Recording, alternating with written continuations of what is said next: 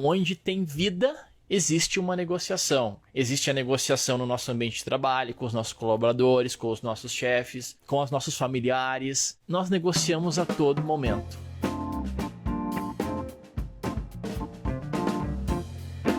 Que tipo de negociação tu vai fazer e que técnica tu vai fazer na negociação? Tem duas técnicas as mais conhecidas. Tem várias técnicas, mas as mais utilizadas são essas. A distributiva, existe um lado ganha e o outro perde.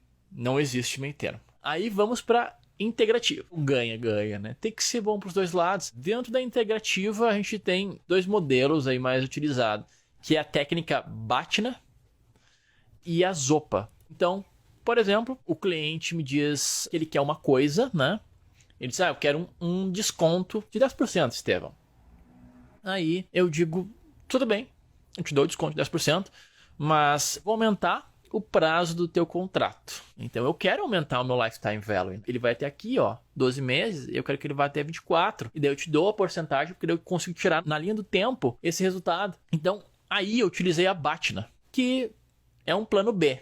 Só que aí nesse plano B, eu, como negociador, preciso o quê? Definir um valor mínimo aceitável. Então, por exemplo assim, eu disse para ele que era 24, mas eu aceitaria até 18 meses. No caso do cliente não gostar da alternativa dos 24, aí eu vou com uma alternativa já na cabeça, já programado, com um plano C, digamos assim. Então, eu disse que podia ser 18 e ele disse que queria 15. Então, entre os 15 e os 18 meses, a gente tem que chegar num consenso. Então são essas duas variáveis que a gente está trabalhando nos OPAs. Aí a gente negocia, resolve a negociação ou não. Bom, alguns casos práticos, né, para vocês entenderem melhor. Um aconteceu hoje. Eu estava negociando uma pós-venda e aí o cliente me falou o seguinte: eu tenho 190 mil aqui para te pagar. Tu baixa um pouquinho o escopo e eu pago menos para ti. Ele disse assim, né? Ele já automaticamente puxou a negociação para a BATNA, aonde era um ganha-ganha. Só que o que ele diminuiu do meu serviço, por exemplo, de escopo, não era equivalente ao que ele diminuiu de valor, não foi proporcional. E aí eu disse para ele o seguinte, olha, eu não consigo chegar nesse valor. Eu já disse de cara para ele. E isso vocês podem anotar o que o cliente vai fazer. Se ele vai dar um passo para trás ou se ele vai, então tá, beleza, vê lá. Então eu sei que ele tem mais dinheiro para me dar. Agora, se na hora ele diz, então eu não vou conseguir fechar. Esse cara, qual é o perfil de negociação dele? O perfil de negociação dele é o perfil mais complexo, que é o competitivo. Mas nesse caso, na negociação de hoje, eu não consegui entender qual era o perfil dele. Eu acho que era um meio cooperante, assim, entre talvez perfeccionista, porque demorou a negociação. Mas eu sei que ele não era competitivo. Então, tá excelente. Aí o que acontece? Eu disse pra ele, olha, eu não consigo chegar no teu valor, mas eu vou fazer o meu melhor. Então, digo essa frase, anota aí. Eu vou fazer o meu melhor. Porque aí tu vai pro plano B. Aí tu vai entrar dentro aí da BATNA. Eu já disse pra ele de cara que eu não conseguia chegar naquele número, mas que eu ia melhorar o meu valor. E ele disse, tudo bem, verifica então. E aí eu disse que ia fazer os cálculos, trouxe o número pra ele. E lógico, eu aproveitei o momento para gerar valor. Olha só. Eu baixei isso aqui e ainda assim eu vou te deixar no meu melhor time para fazer o projeto. Automaticamente eu não cheguei no valor dele, eu diminui um pouco do meu valor porque o meu quociente ali mínimo aceitável tava ok. Daí eu fiz o seguinte, eu dei duas alternativas para ele. Tipo assim, ele me disse isso aqui. E aí o que acontece? Eu criei isso aqui e fiz isso aqui. Essas duas eram interessantes para mim. Porque quando tu mostra dois caminhos para a pessoa, ela vai escolher os dois caminhos. Um dos dois. A tendência é dela não voltar lá pro que ela sugeriu. Como ele já tá apto a negociar, ele vai aceitar as duas possibilidades. Não dê muitas possibilidades, porque senão o cara vai ficar confuso. Então, aqui eu disse, tu tem o caminho A e o caminho B. E ambos os caminhos foram resultados de uma BATNA. Aí, adivinha o que fizemos? Negociamos e fechamos o negócio. Então, aí eu consegui, digamos assim, vencer a negociação proposta. Não que essa negociação não seja interessante para ele. Obviamente que é, mas eu saí vitorioso nessa negociação. Então esse é um exemplo aí de uma negociação em pós-venda. Agora eu vou falar um outro exemplo também de negociação em pós-venda, e esse foi surreal, porque eu estava lidando com pessoas grandes do ponto de vista de conhecimento em negociar. Quando negocia com empresas grandes, negocia com o departamento de compras, aí num pós-venda. Então tem um time especializado para conseguir o maior desconto possível. A melhor negociação de desconto possível. Então, compras mandou um e-mail e tal.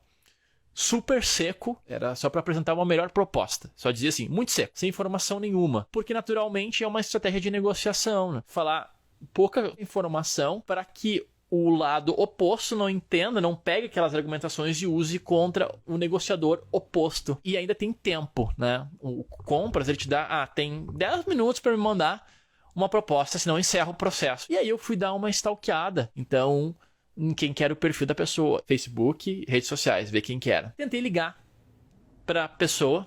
Existem as linguagens, né? A linguagem verbal, não verbal, corporal. Então, se você estiver no mesmo ambiente, pessoalmente falando com a pessoa é melhor, porque daí tu vai receber mais completa aquela mensagem que ela está te falando e aquela informação vai servir para te utilizar contra ela para conseguir ganhar a negociação mais fácil. A mensagem é entregue de forma completa, não reduzida. Por exemplo, se ela mandou um e-mail, é uma negociação por e-mail, tenta ligar para ela, para a pessoa, porque daí você vai estar tendo aí a voz, a entonação da voz, enfim. E aí foi o que eu fiz. Peguei e liguei. Começou a gritar comigo no telefone. A pessoa foi muito estúpida. E eu acredito que faz parte da técnica sair do telefone e fui escrever o meu e-mail. E eu tinha, ela, sei lá, uns 10 minutos, 15 minutos, sei lá, alguma coisa assim, para mandar esse e-mail. Aí conversei internamente e comecei a utilizar alguns gatilhos. Então, eu falei de toda a história, que a gente estava negociando esse projeto já há 2 anos, que a gente tinha ido conhecer a sede da empresa, que é num outro local, para tentar viabilizar o projeto, e que eu sabia que era interesse da empresa viabilizar com a gente e não com outra empresa. Porque a pessoa que eu estava falando, técnica, né, que daí passou para quem negociava o projeto, para compras no caso, tinha me falado isso, que a gente era o fornecedor preferido da cotação deles, porque mesmo sendo uma pós-venda, eles são obrigados, dependendo da norma da empresa, a pegar orçamento de fora também, de outras empresas. E aí, mesmo eu tendo relacionamento com o cliente, eu podia perder essa pós-venda. Então, o que acontece? Eu disse que era interesse deles e era interesse de mim. Ela não tinha me dito qual era a verba disponível, não sabia de nada. Compras, eles têm que conseguir extrair o maior desconto possível do fornecedor, porque daí o compras ganha comissão assim. Então, o vendedor ganha comissão do que ele vende, e compras ganha comissão do desconto que ele consegue num serviço que ele está comprando. É mais ou menos isso. Aí, eu usei no finalzinho do e-mail, eu usei aí o plano B, né? A Batna. Vou ler o finalzinho do e-mail. Como você não me ancorou, anota isso aí, ó. Como você não me ancorou nenhuma verba ou valor base, estou te mandando o nosso valor base para esta proposta, dando a possibilidade de futuras negociações. Eu usei as duas técnicas. Eu usei o plano B, né? A Batna ou Mana. Eu usei essa quando eu digo que o nosso valor base, eu mandei para ela o valorzinho, né? Então a gente pode chegar até aqui, digamos assim. E aí eu disse assim, dando a possibilidade de futuras negociações. Quando eu disse dando a possibilidade de futuras negociações, automaticamente eu disse que existia uma zona ali de negociação que poderia ser mais lá para frente. Eu já abri meu jogo assim para ela, para a pessoa, porque para mim era estratégico, né? Mas talvez você não deve abrir o jogo, porque tem que esperar a resposta, só que eu não tinha muita escolha. Então eu sabia que era competitivo e eu sabia que a outra parte ela tinha que sair ganhando, porque eu não podia perder a negociação. Então eu tive que ceder e eu cedi, mas foi tudo bom porque a gente tá anos, mais de 6 anos trabalhando com essa empresa. Então a gente tirou ao longo do projeto, né? A gente tirou esse valor que, digamos assim, eu perdi lá no início na negociação, né? Então eu usei aqui dentro desse exemplo, eu usei gatilhos, porque eu disse que eu sabia que a empresa queria trabalhar com a gente, que a gente era preferido. E nós também iríamos fazer o que fosse necessário para trabalhar com a empresa. Então eu usei aí reciprocidade. Empatia, rapport, porque eu falei que a gente foi visitar a sede e tal, enfim. Falei bem da empresa, né? Criei um ponto de conexão ali. Usei a técnica Batna e usei a Zopa também.